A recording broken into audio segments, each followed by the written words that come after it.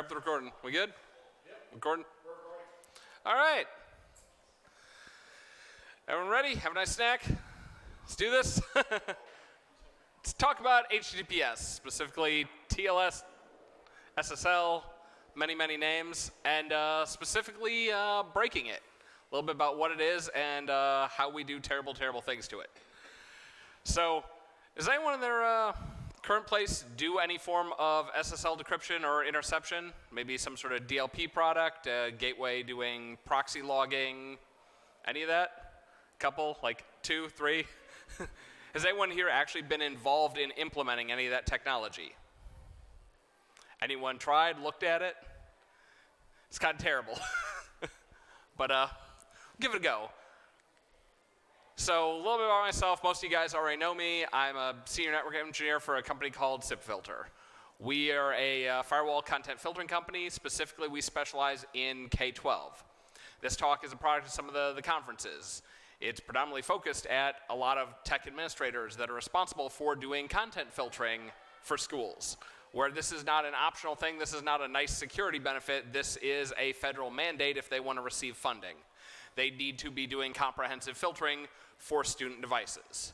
And as everything is going SSL, that means potentially looking inside that traffic. So let's get started with a little bit of definition stuff. We know, I mean, anyone that's at this meeting should at least have heard HTTPS, SSL, TLS, might have some basic familiarity with it.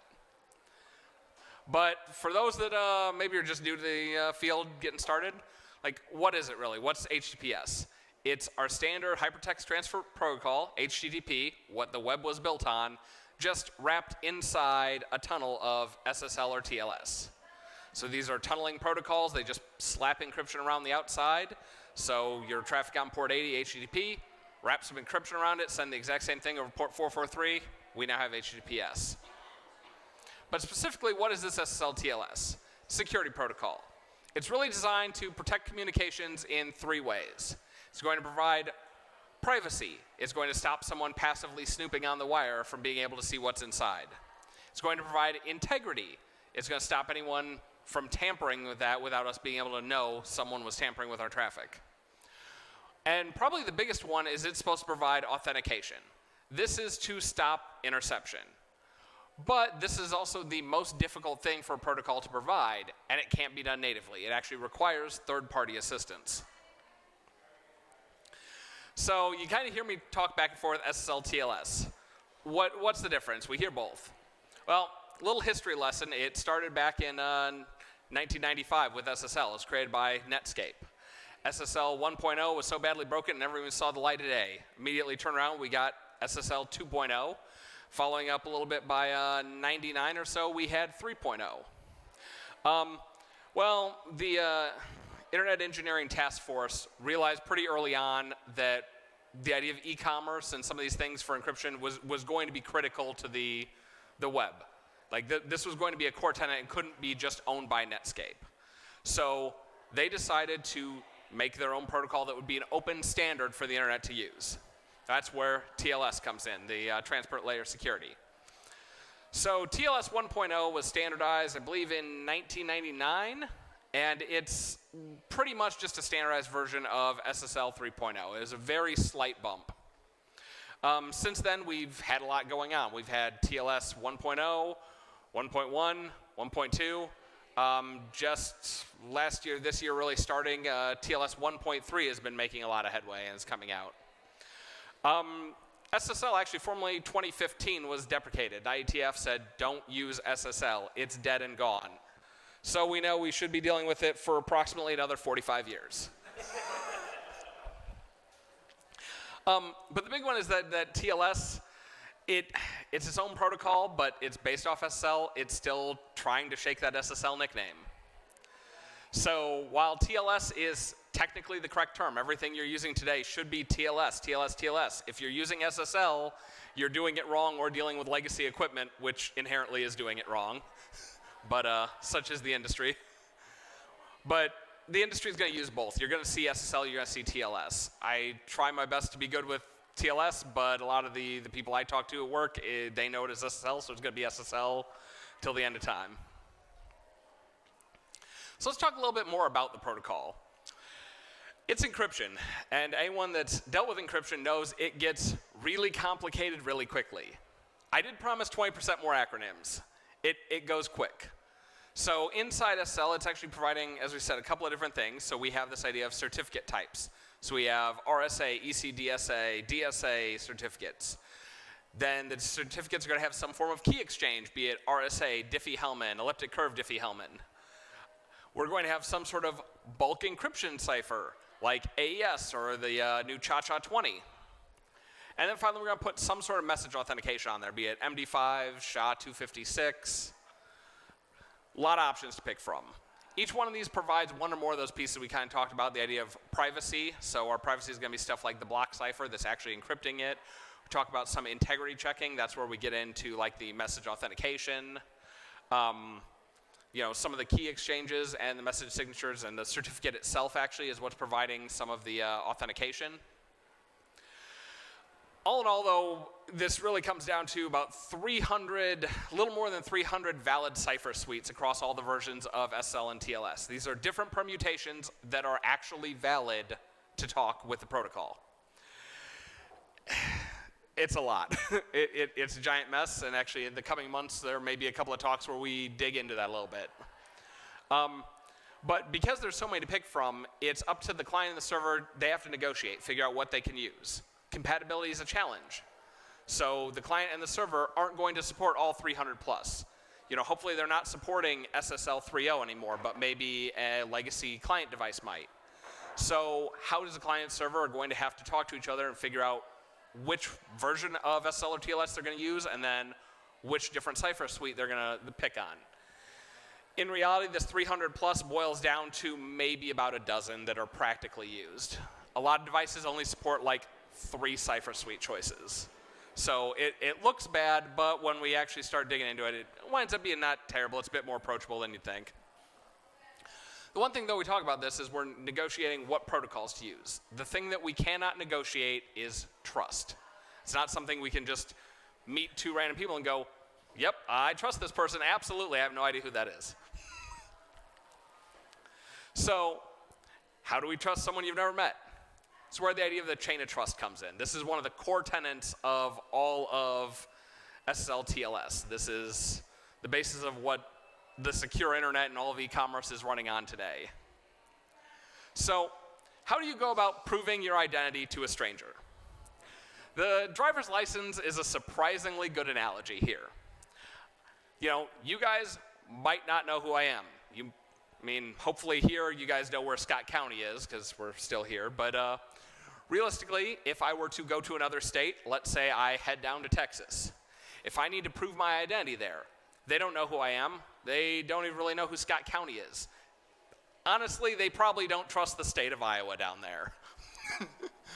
But I have a driver's license with me. It is something that a third party can verify.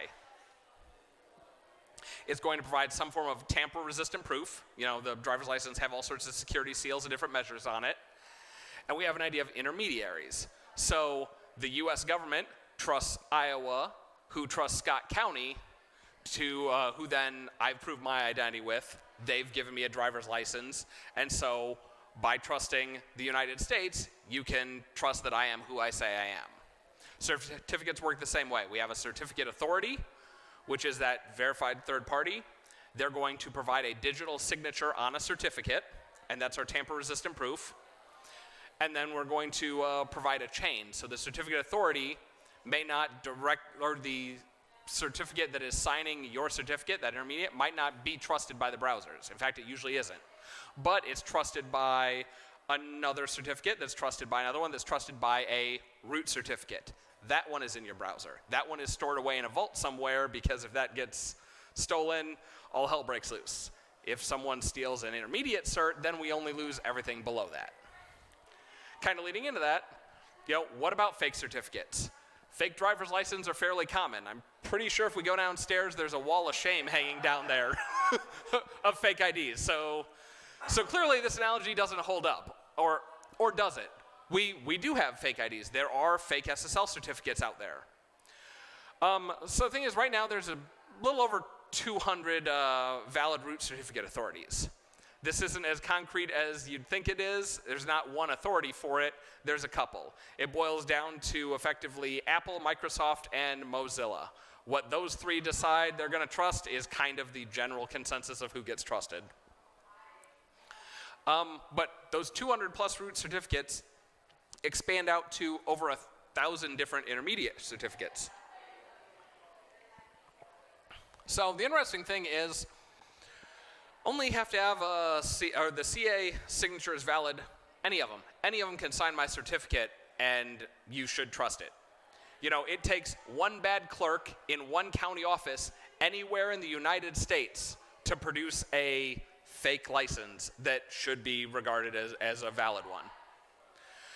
This has happened. This has happened more than most of the industry would really like to admit. Notice a couple of names like Startcom, Turk Trust, Symantec.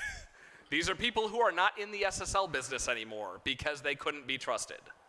They were caught issuing fake certificates one way or another. So how do we deal with this? The commonly accepted issue is certificate pinning. The idea is not only are we going to, when we hand out a certificate, we're not only going to say here's valid cert, but we're going to assert in some other manner. There's some protocols for DNS, but that brings into DNS sec and a whole other bag of worms. Couple HTTPS protocols. There's baked in lists into web browsers with some of these cert pinnings. Also apps. And what they do is they limit the certificate to either a specific CA or a specific intermediate that's allowed. So talk a little bit about it. It's basically application hard coding. So the application says, here's the cert that I'm going to work with. I will refuse to talk to anyone else. Or I'm only going to talk to certificates signed by this intermediate. Big example of this is Chrome. That's actually how Startcom and I think Turk Trust got busted, is Chrome will, it knows exactly what intermediates are allowed to sign certificates for Gmail, for all Google properties. Well, they found a certificate for Google.com that eventually boiled up to being signed by a Turk Trust subsidiary. Well, certificate pinning caught it. It phoned home to Google going, hey, wait a minute, I don't know what this is bad. Raised some flags, investigations happened, and found out that we had a bad CA out there. It happens on all operating systems. Chrome and Firefox both have hard-coded lists for select sites. Certain Windows desktop apps, like Dropbox notably, makes use of this technology. Also, Android and iOS apps, this is actually fairly common. Twitter was a big one. Twitter was running issues with the Egyptian government, was using their power as a government and a CA that they, because they're government, of course they could have a CA. Who wouldn't trust the Egyptian government? They were signing their own certificates for Twitter.com when there was civil unrest, using it to intercept traffic to Twitter to try and find dissidents. Twitter caught on and said nope. So the next update, they pushed out certificate pinning in the app.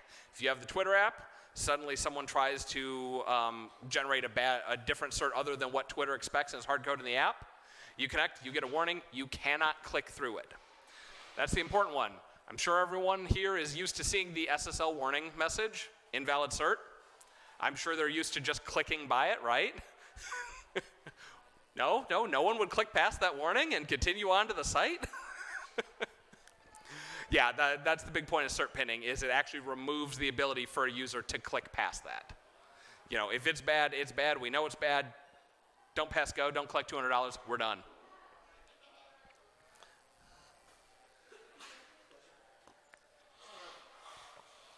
So I've spent all this time talking up TLS and how great it is for encrypting, how important it is to keeping our privacy and keeping bad people out of our traffic. So why do I want to break it? Why is SSL decryption actually important for us? Well, right now 85% of traffic is encrypted. Actually, it's creeping closer to 90 now. 95% of Google traffic is encrypted. 100% for search, mail, drive, all the common apps. That 5% is actually a couple of ad servers and some old Google like RSS news feeds. And encryption's increasing. I mean, it's a solid trend. You see those lines are only going up. Let's Encrypt project has made this really free and easy. It used to be tricky to go on ahead and get a SSL certificate, and then you had to pony up some money, every year, every 3 years. Then it got cheap. It was like, okay, it's only like $7 a year, but it still takes jumping through a bunch of hoops, clicking emails, doing validation links. Now it has Let's Encrypt. If I can make a DNS entry that points to me, I install the certbot package and say, give me cert. I agree. Done. You now have SSL up and running. Actually, Google has made this a big initiative, too, to help push some of this stuff.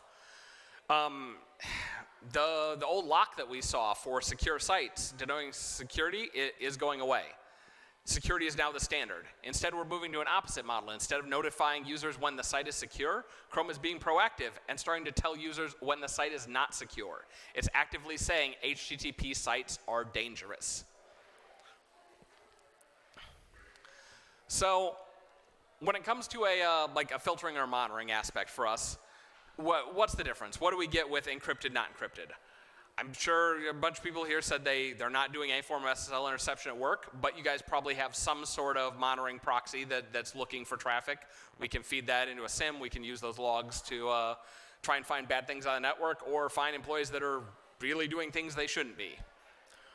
So what's encrypted is that full URL. Sites.google.com, site new games. The content is going to be encrypted. Keywords, search terms, payloads.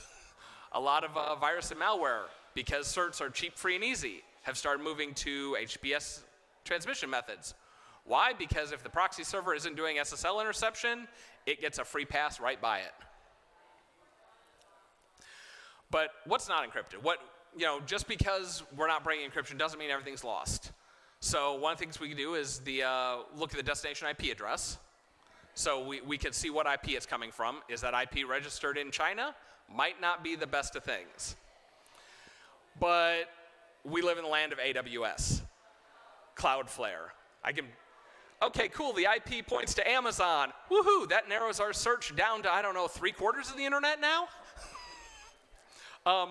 Same thing, we can see the name on the certificate. At least in TLS up to TLS 1.2, the certificate's in the clear. We can see the name on the certificate. Until you go to Cloudflare and realize that it's one of 50 things. Or go to Google and Google presents an OmniCert that's one of, I think, about 380 different domains on a single certificate. Again, narrows it down but doesn't give us definitive action as to what happened. Sometimes we actually are able to get the full host name. That's nice. With TLS 1.1 is really when it came into favor. TLS 1.2, TLS 1.3, when it's not being encrypted, we have this idea of a server name indication. It's part of that SSL or TLS handshake. It gives us the actual host name that the client is requesting. So instead of just guessing one of those hundreds of alt names, we know specifically which one the client was asking for. If we're dealing with a proxy server, the proxy connect protocol requires the full name because the proxy server has to do that DNS lookup. What's that get us? That gets us that sites.google.com. Again, not great, but it's better than literally any property that Google owns.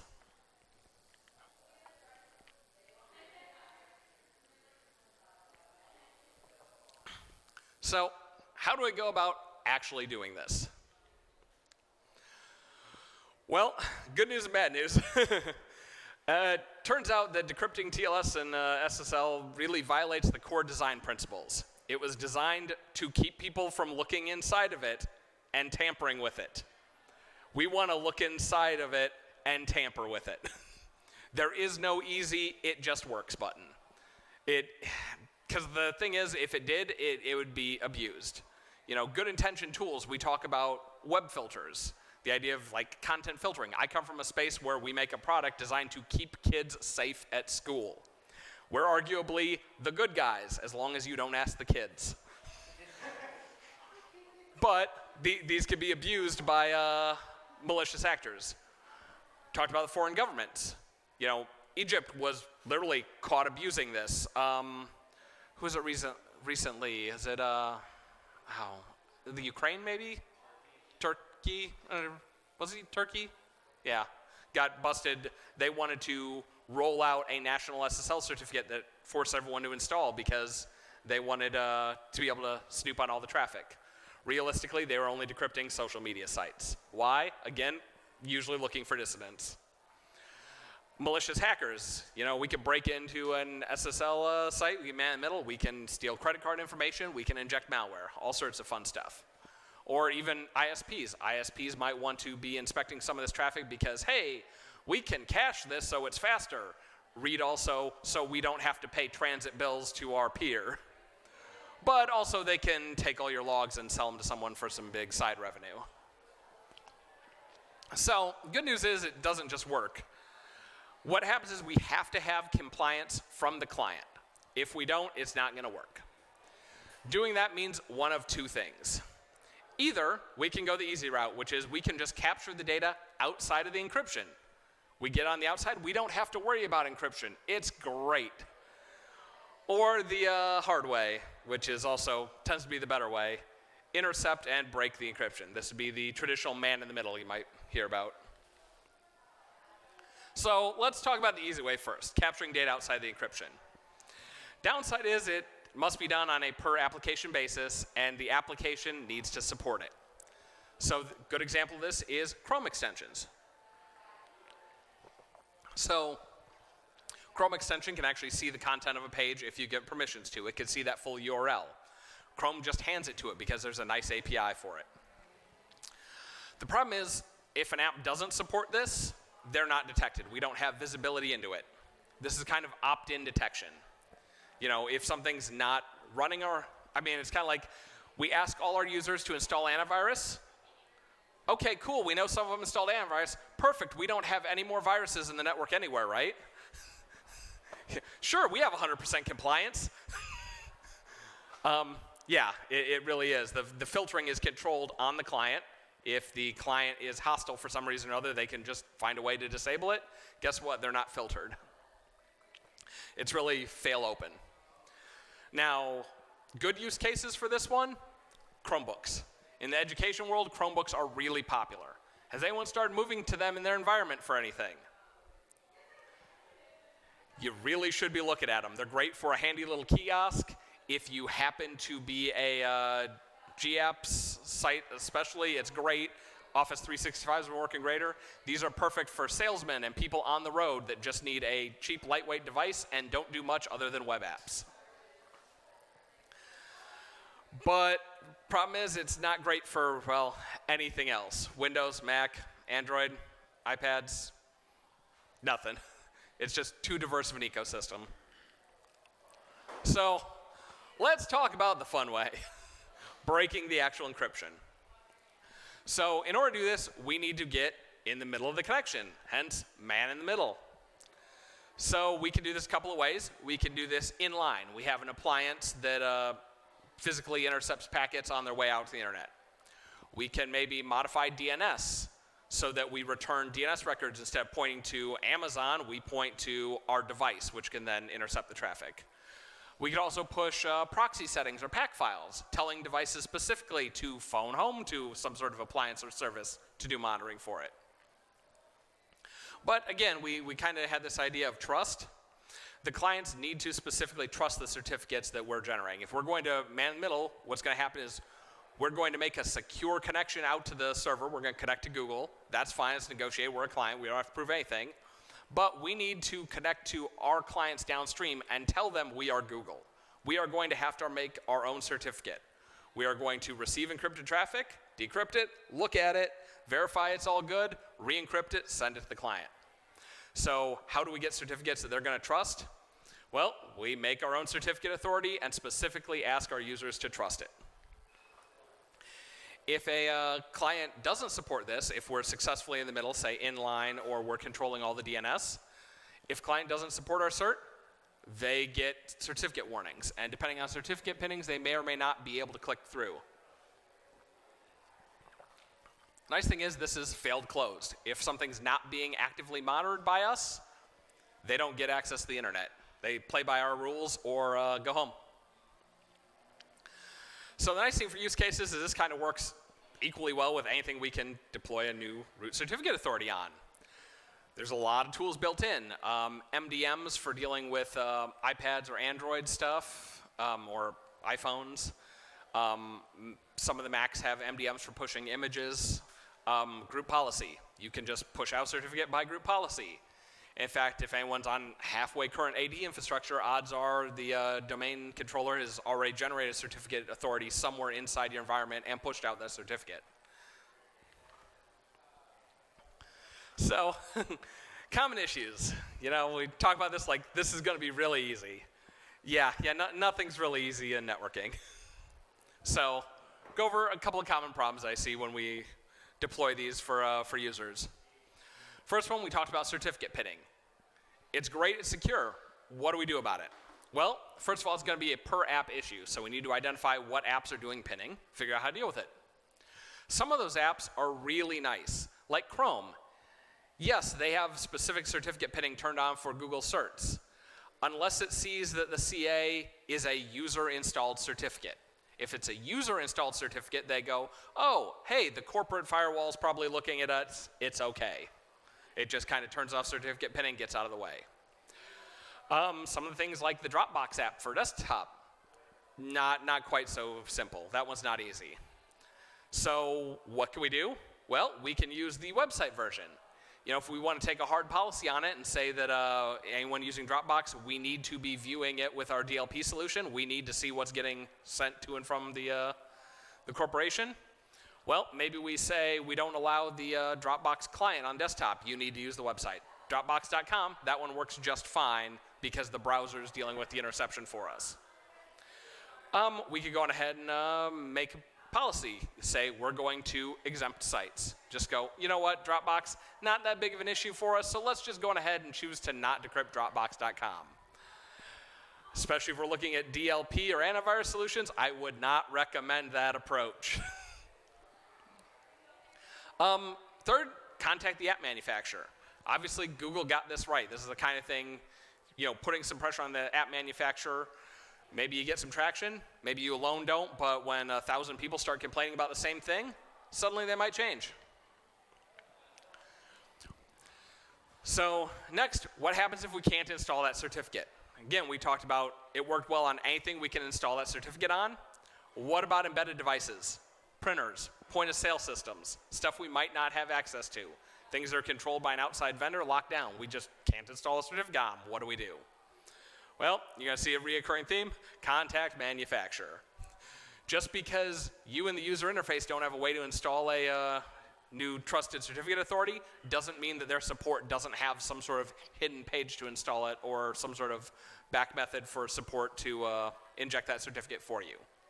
Otherwise, we're back to either exempting sites. If we know the device is only ever going to talk to, let's say it's a point-of-sale system, it's only talking to 2 domains that belong to the merchant, and we're going to trust that merchant anyway, maybe we can just say, let's exempt those 2 sites.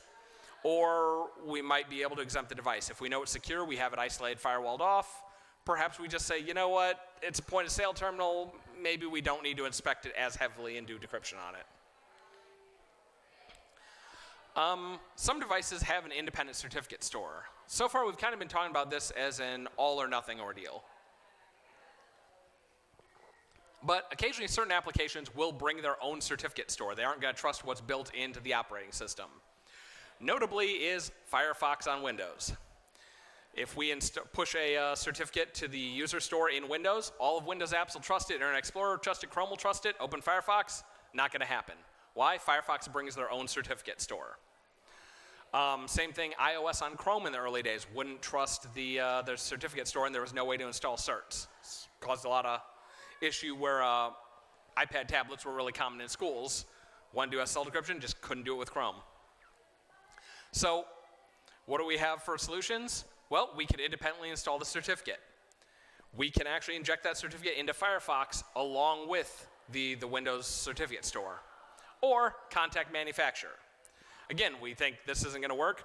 It did in Firefox's case. They received enough support tickets, people complaining about this behavior, that starting about 3 versions ago, they include a new flag that you can set a registry key to tell Firefox to just use the Windows certificate store. That way, in a corporate environment, if you do want to standardize on Firefox, you can go on ahead and push a root certificate out by group policy. You can touch this reg key by group policy, and Firefox will just work. Don't have to worry about installing a third-party cert into Firefox itself. Other option is sometimes there's a user certificate store. Again, we said there was the system certificate store. Well, it turns out users actually have their own as well. Downside to using this method, let's say we don't have group policy for everything, we just have dumb machines on network for a kiosk somewhere or something, we might need to install that cert as each user, or have an application that runs as the user that installs the cert for them or prompts them to do so. Excuse me. Problem is, each user needs to trust the CA specifically. So each user is going to get that prompt. Each user is going to have to go through the install. And system processes like Windows updates aren't going to trust anything signed by that. Not the best, so what do? If we can, we install a system when possible.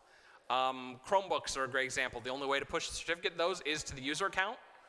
You can't install a system. Well, it's a cloud device. It has to contact the internet in order to log in. What do? Well, Google maintains a specific list of properties that here's the hard-coded list on their site. You just can't decrypt these sites if you want your Chromebook to be able to log in.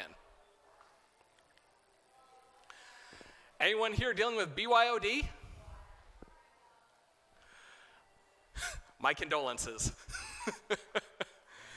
It's rough. It's rough because we need to now install certificates on devices that you don't control or manage. We need to, again, have end-user compliance. Each user is going to have to trust that CA on their own. We need to give them some sort of instructions. It's kind of a giant headache. It's a lot of user support. We need to have training articles. We need to find ways to push that out, support portals, anything we can to tell a user, click these 3 buttons and you'll be okay. Here's the pretty picture for it. And then someone to answer the phone when they call going, huh? Other catch on this one is Android specifically. In order to install a certificate, you need to have a PIN code on your phone or some sort of lock on your phone, fingerprint pattern, whatever. No big deal, right? Everyone has that, including everyone in your accounting office. Again, if they're user-owned devices, you don't have control over that. A lot of people have unlocked devices. When you tell them, hey, you need to put a passcode on the thing in order to get on the network, it can create some pushback, especially from higher-level executives sometimes. I worked for a place in order to get the email. They could not. Part of the installation process was putting the PIN on your phone, so you have no choice whatsoever. Exactly, and I'm sure they got a lot of angry people ranting about that policy. You're in a very small minority. Consider yourself lucky. But yeah, so again, what do? Comes back to policy. Your company had a mandate that said, if you're putting email on a device, you will install that cert. End of discussion. Anyone has a complaint about it, it goes up the chain, and they go, well, yeah, it's in the policy, duh. Helps a lot when you have support from above on those kinds of things. Otherwise, again, different filtering rules. Maybe we segment off the BYOD network. We don't trust it because, it's devices we don't control and can't maintain. So let's shunt them off on their own section of the network, firewall it again, and hope for the best. Finally, protocol compatibility. This is, again, one of those really big ones. We talked about there being different TLS SSL versions, 300 plus different cipher suites. Not everyone is going to talk the same thing all the time. This one crops itself up as incredibly hard to troubleshoot. Sometimes maybe your appliance that's doing the interception can't contact a server for some reason, or certain devices just magically will not work behind this appliance. Usually it comes down to either very new protocols that some sort of site or device wants to support, or very old devices that are using old things. Again, we said SSL was gone in 2015. No one would have a device still talking SSL on their network anywhere. So we put an appliance that doesn't allow SSL. Guess what? A bunch of things break. We find out real quick there's some old devices floating around. So what do? Update firmware. Or if we're lucky enough to have the budget, update the device. Get us up to something current that'll talk modern protocols. Contact the manufacturer. Maybe there's a patch. Maybe there's some sort of setting or tweak that you need to turn on to enable new modes. Or your appliance doesn't support a new protocol. It's not supporting TLS 1.3. Server only wants to talk TLS 1.3. Hey, contact your vendor and be like, why don't we have TLS 1.3 support yet? I need updates. Otherwise, again, we're back to exempting the site, exempting the device. If we know specifically where it's going, small list, maybe we say that's okay, we trust that site. Otherwise, we might need to firewall the device, trust it, and just kind of let it do its thing.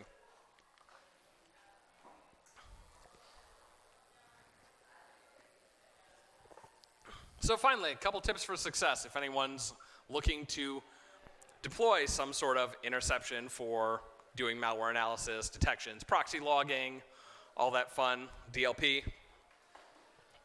How do we do this? Well, that root CA, deploy it early because you push it out by group policy. According to Microsoft, that should be deployed everywhere in your network in 15 minutes. That's the refresh interval, right? Somewhere 3 months later, you will have devices that still won't have that certificate. Earlier you start, though, more likely it is to actually get worked out there. In that same one, starting early, pick a single test site. Let's selectively turn this thing on. Let's not just flip the switch for everything and break it all. Let's pick one thing to break. And you know what? Let's not pick our information system or maybe the payroll system site. Perhaps we should start with something like a news site, something kind of off the beaten path. If we can, let's stand up our own web server somewhere in AWS, get a free Let's Encrypt service, and just use that as a test site. Pick a couple of users, say, hey, can you get to this site?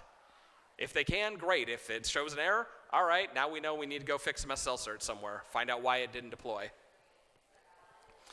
This, again, sort of comes down to knowing the tools. We talked a lot of the parts of it were exempt to site, exempt to device. How do you do that in your environment? How do you do that with your device or your software that's doing the interception?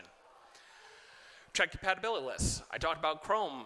Google has pushed out a list. It's in their KB. If you want to do SSL interception on a Chromebook, you need to exempt these sites. Well, if you go and find that list ahead of time, that's a headache you don't have to deal with later. Talked again, policy. So knowing what we're going to do. Issues are going to arise. Issues always come up. What happens? What's our workflow going to look like? Who do we escalate the idea of these exemptions that we might need to make? Someone's going to have to make a call on it. Who is it? How do we contact them? How do we put these sites in front of them? How do they make the correct judgment calls? Who do we have backing from? When someone complains about this policy, they don't like it.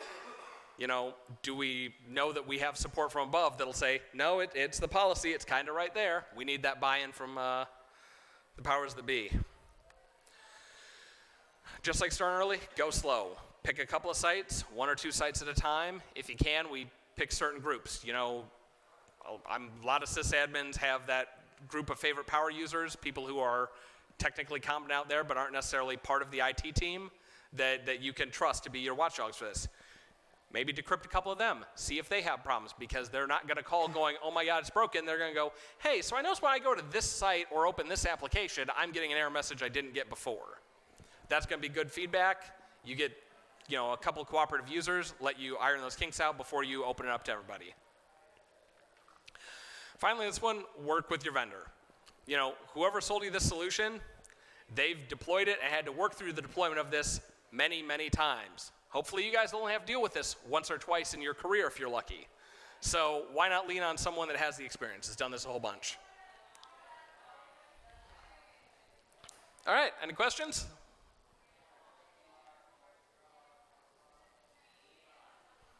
Isn't there some websites that can also tell if the transmission has been rerouted? You're saying if there's certain sites that can tell if their connection's been rewrapped? Not necessarily. Depends on how it's going through. It requires the browser and JavaScript at least in Chrome and Firefox I'm aware of, has no way, it can tell that it is a valid certificate, but it has no idea what certificate it was other than it's valid, because that's all they're going to get from the browser. The browser isn't going to disclose thumbprints or anything fun like that. Third-party software could. The site could prompt something that says, hey, here's the thumbprint. We see you're using Chrome. Click here, click here, click here. Pull up the thumbprint for the certificate. See if it matches what we're telling you it should be. You're good to go. But in reality, this is kind of where that idea of HSTS was good for a while, or certificate pinning really comes in. That's kind of the autonomous way of the website could tell the browser, hey, I've pinned my cert. If it's not this, don't trust it. Anybody else? Bueller? Bueller? You gonna call it night? In the past, I've had battles where certain people were like, oh, like, you know, if you were to decrypt all of our traffic, you can see, like, you know, our financial statements and stuff like that. Do you have recommendations for that, or run into that? The PII question. Someone goes, hey, if you're decrypting all of our traffic, then you can see my financial statements, my health records. If you guys are dealing with Europe and have to deal with GDPR, I'm sorry. If you guys are in the US, haha, US. As long as it's a company-owned device, they have no rights on it whatsoever. Why? Because it's corporate-owned device and it's corporate internet connection. There is no expectation of privacy, period. If they want private, they could use their own device on their own connection. So, and then you talked, kind of hinted at it with TLS 1.3. Yep. The SNI being encrypted. Uh-huh. Do you think that will push more people towards TLS decryption, or do you think that will, like, what do you see happening? Question about the upcoming encrypted ESNI for TLS 1.3. It's on the horizon. The thing is, the encryption mechanism that it's using is actually delivered over DNS. And so the only way you can trust it is if you have trustworthy DNS. Well, I'm pretty sure DNSSEC is going to roll out about the time IPv6 gets done, so any day now. But yeah, there is actually some tech for that, kind of leading with it. Potentially in a couple of months, I'm debating on doing a more in-depth talk talking about the ramifications of TLS 1.3, encrypted SNI, what it brings, and specifically DNS over HTTPS, which is kind of the intermediate pin right now that's starting to ramp that up.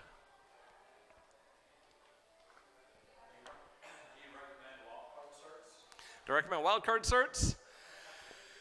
You know, honestly, certs are cheap and easy to get nowadays. They're like, if you're in a spot to be able to use a wildcard cert where you can successfully get a hold of one, you know, it involves being able to spoof some DNS ahead of time. So most of the time you can probably get a hold of Let's Encrypt for the single domain anyway.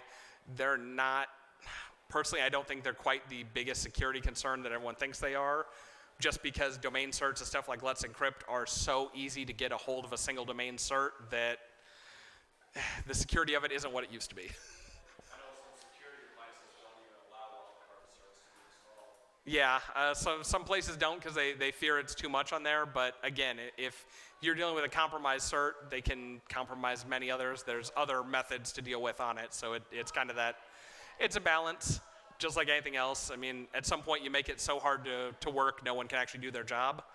Yes, it's secure, but the company's not making money anymore, so pack it up, let's go home.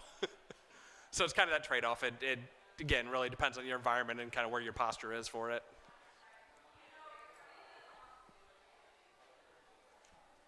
All right, I think that's a night.